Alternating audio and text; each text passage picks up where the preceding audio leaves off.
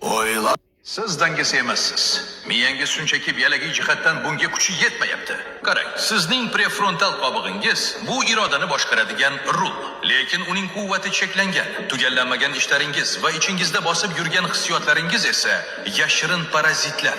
Ular fon rejimida osilib turadi. Xuddi brauzerda 100 ta ochiq yorliqdek va tushgacha operativ xotirangizni 100% yeb qo'yadi. Natijada boshqaruvni limbik tizim, faqat oddiy zavqlarni xohlaydigan qadimiy miya qo'lga oladi. Siz dangasalikdan emas, balki ortiqcha yuklama va kislorod yetishmasligidan kuchsizlanib qolyapsiz. Boshqaruvni qanday qaytarasiz? 3 qadam.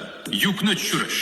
Barcha vazifalarni qog'ozga yozib chiqing. Miya ularni yodda ushlab turishga energiya sarflashni to'xtatadi. Nafas. 4 soniya nafas oling. 8 soniya nafas chiqaring. Bu limbik tizimdagi vahimani o'chiradi. Kechiktirish. Telefoningizga tikilishni xohlaysizmi? O'zingizga 10 daqiqada deb ayting. U sizning irodangizni mushak kabi rivojlantiradi. Sog'lom miyada dangasalik bo'lmaydi. Tizimingizni hoziroq qayta yuklash uchun saqlab qo'ying. Siz dangasa emassiz. Miyangiz shunchaki biologiy jihatdan bunga kuchi yetmayapti. Qarang, sizning prefrontal qobig'ingiz bu irodani boshqaradigan rul, lekin uning quvvati cheklangan. Tugallanmagan ishlaringiz va ichingizda bosib yurgan hissiyotlaringiz esa yashirin parazitlar. Ular fon rejimida osilib turadi. Xuddi brauzerda 100 ta ochiq yorliqdek va tushgacha operativ xotirangizni 100% yeb qo'yadi. Natijada boshqaruvni